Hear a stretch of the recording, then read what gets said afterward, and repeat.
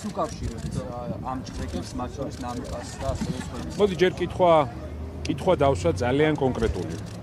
აი ახლა დღეს დილიდან რაც ხდება საქართველოში. რას უფრო გაგონებთ თქვენ? ევროპას უფრო გაგონებთ თუ რუსეთს? სად ხდება ასეთი რამ? რუსეთში. სად არ ხდება ასეთი რამ? ევროკავშირში. ამიტომ გვინდა რომ საქართველო იყოს დემოკრატიული სახელმწიფო, ევროკავშირის წევრი ქვეყანა, სადაც მსგავსი რამ არ მოხდება. სადაც ადამიანებს ვინც იბრძვიან საკუთარი სამშობლოსთვის სახში არ შეუვარდებიან. სადაც ფეხმძიმე ქალებს მცირეწლოვან ბავშვებთან ერთად პოლიცია არ დაადგება სახლში. და აი ესე რაღაცა უდიერად არ მოეპყრობა უბრალოდ რა.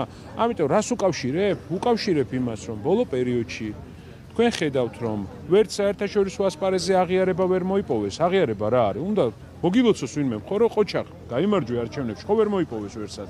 მეორე, ქვეყნის შიგნით ერთიანობა და პროტესტი ვერ გატეხეს, ხო? და მესამე, დაიწყეს ახლა მასობრივი წუწუნი, რომ სანქციები მათ ძალიან აწუხებთ.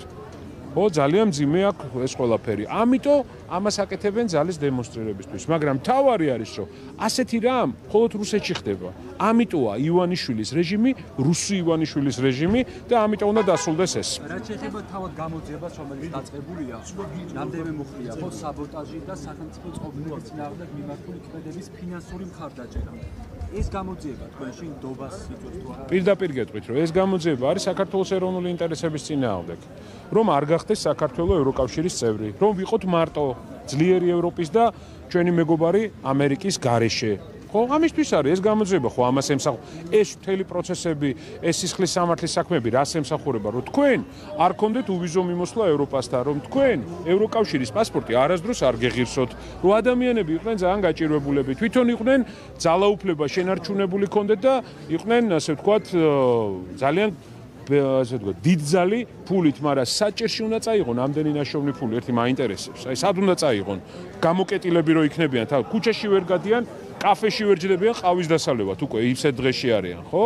აი ეს არის რეალობა და ამიტომ ჩვენი ერთიანობით ბრძოლა უნდა გავაგრძელოთ, ჩვენ ხო ვიცით რას უპირისპირდებით რა, ძალიან კარგად გვაქვს გააზრებული. ამიტომაც ამ ბრძოლას აუცილებლად გავემარჯვებთ. რუსი ივანიშვილის რეჟიმი ამ ქვეყანაში დასრულდება ძალიან მალე. ასევე სანქციება ახსენეთ თქვენ და ამასთან დაკავშირებით ევროკომისარმა მარტოკოსმა განაცხადა, რომ ბრიუსელი დემოკრატიული ოპოზიციის საპასუხისმგებლად განიხილავს კანდიდატის სტატუსის გაყიდვას და სავაჭრო შეთანხმების გადახვედას, თუმცა ფიქრობს, რომ ამ განცხადებას ოცნება ისევ და ისევ მუხარას უწყობს შადაჯის.